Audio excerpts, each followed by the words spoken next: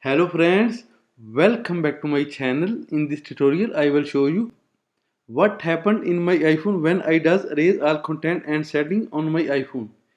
If you want erase all content and setting on your iPhone, then keep watching this video until the end. First of all, subscribe my channel and like this video. Let's start it.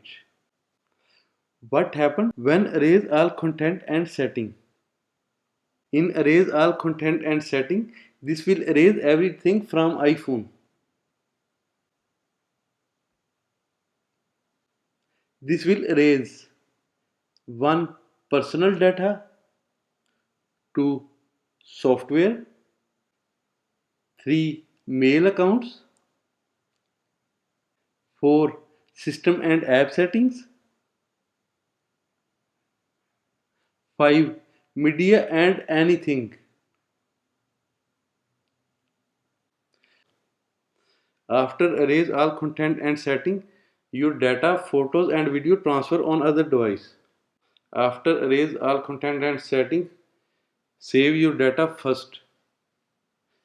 Your iPhone will be set up in a new way without any data or files or even settings.